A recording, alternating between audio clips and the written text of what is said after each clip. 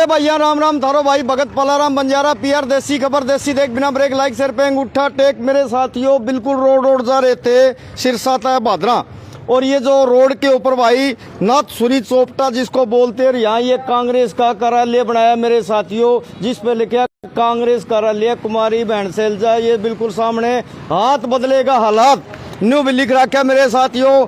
फिर यहाँ दफ्तर में देसी रेड मारनी है और न्यू देखांगे भाई इस दफ्तर में कौन कौन बैठे हैं, के काम कर रहे हैं, के मामला है, के कहानी है।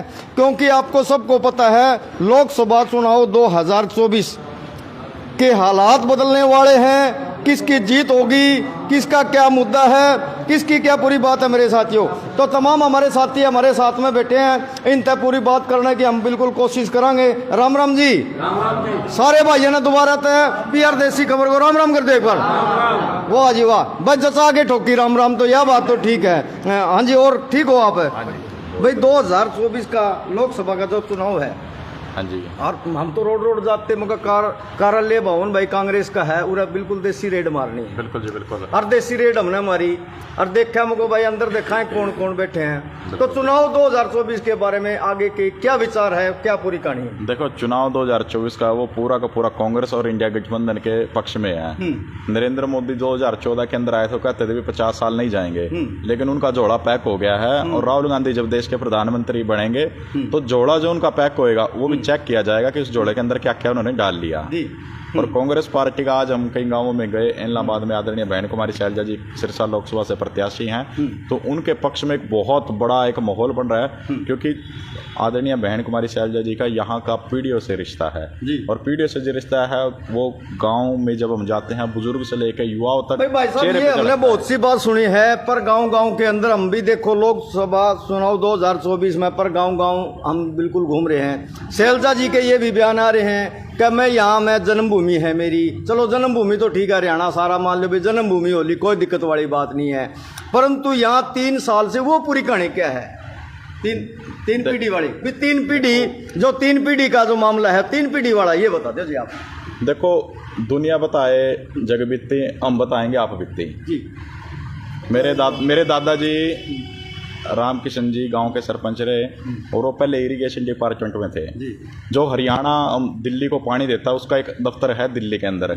मेरे दादाजी वहाँ नौकरी करते थे, और चौधरी दलबीर सिंह उस समय केंद्र सरकार में मंत्री होते थे।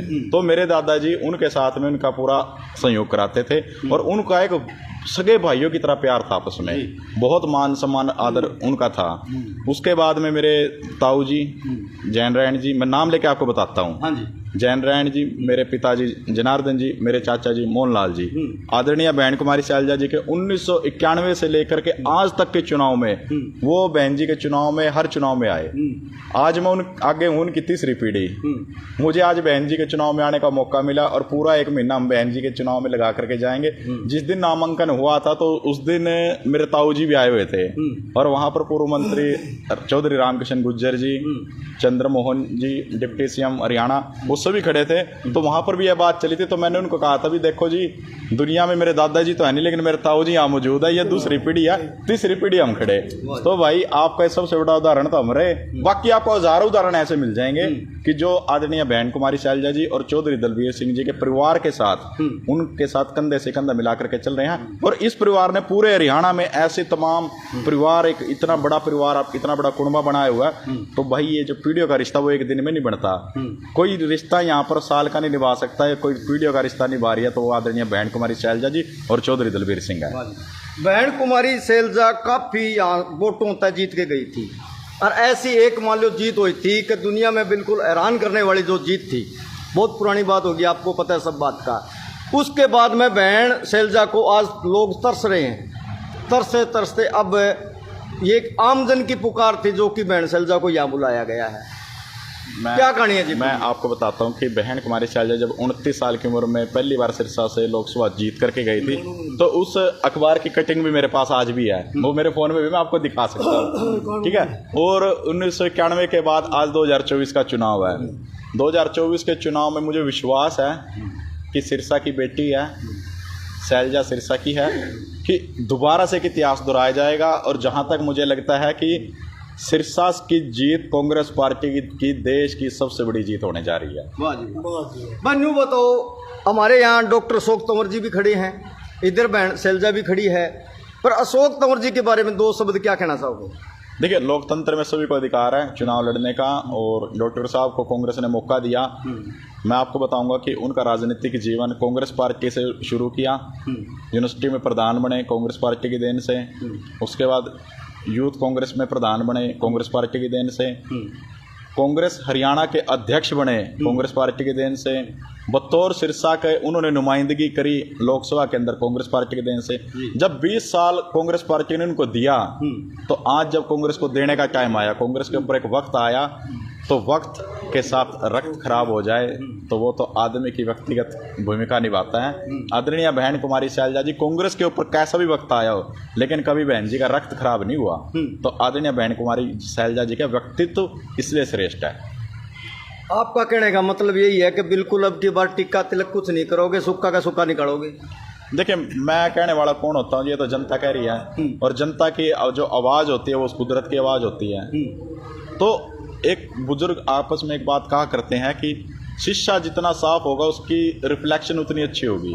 तो आदरणीय शैलजा जी के परिवार का और एक इतने बड़े कुनबे का तो जो एक पाक साफ चित्र है, चरित्र है, तो वो आपके सामने है जी। तो तभी लोग उनसे जुड़े हुए हैं, और बहुत कम लोग होते हैं दुनिया में जिनका इतना बड़ा परिवार होता है, वरना दुनिया तो आज छोटे परिवारों में सिमटती जा रही है। एक बहन जी का परिवार इतना बड़ा पूरे देश और दुनिया के अंदर है। आप युवा साथी हो, युवा साथी तमाम आपको भारतवासी देख रहे हैं, उनको क्या संदेश रहेगा जी? मैं सभी तमाम युवा साथियों को एक संदेश देना चाहता हूँ कि अगर आपको राजनीति में आना है, आपका मोस्ट वेलकम स्वागत है। राजनीति करनी है तो कुमारी शैलजा की जैसी राजनीति कर करके दिखाओ, जिन्होंने, मैं ये बात स्पष्ट तौर से आपके चैनल पे एक्सेप्ट करता हूँ कि हरियाणा के अंदर दो परिवार हैं, चौधरी देवीलाल का परिवार या चौधरी अपना दलबीर सिंह जी का परिवार, जिन्होंने इस हरियाणा के अंदर सबसे ज़्यादा एमएलए बनाए। आदरणीय बहन कुमारी शैलजा जी ने इतने एमएलए, इतने राज्यसभा, इतने सांसद, इतने चेयरमैन पैदा किए, मैं गारंटी के साथ देता हूँ किसी का एक कप का चाय भी नहीं बहन जी ने पिया होगा। तो राजनीति करनी है तो इतनी साफ सुथरी करके दिखाओ, और जिनके चरित्र महान होते हैं उनके चित्र लगते हैं इस दुनिया में। चलो, कांग्रेस सरकार आती है तो युवा साथियों को रोजगार की आगे क्या चर्चा रहेगी? कांग्रेस पार्टी का मैनिफेस्टो बड़ा शानदार मैनिफेस्टो बना है कि इसके अंदर कांग्रेस पार्टी जब सत्ता में आएगी तो 30 लाख युवाओं को नौकरी दी जाएगी, महिलाओं को 1-1 लाख नौकरी दी जाएगी, युवाओं के लिए इंटर्नशिप की प्रबंध किया जाएगा कि उनको 8500 रुपये तनख्वाह ग्रेजुएशन होने के तुरंत बाद लगा दी जाएगी, और इसके साथ साथ किसानों का कर्जा माफ कर दिया जाएगा। किसानों का सिर्फ कर्जा माफ नहीं कर दिया जाएगा, उनकी आय में बढ़ोतरी करने के लिए एमएसपी दी जाएगी। तो इस प्रकार की जो कांग्रेस पार्टी की नीतियां हैं, और नीतियां नहीं सिर्फ नीति भी कांग्रेस पार्टी की है। अगर मैं इस हरियाणा के पृष्ठभूमि पीछे जाऊंगा तो हरियाणा बिजली से त्राही त्राही रहता था। कांग्रेस पार्टी की जब सरकार थी तो 5 पावर प्लांट इस प्रदेश के अंदर लगाए गए, जिससे कि हरियाणा की बिजली सरप्लस हो गई थी, हम दिल्ली को भी बिजली देते थे।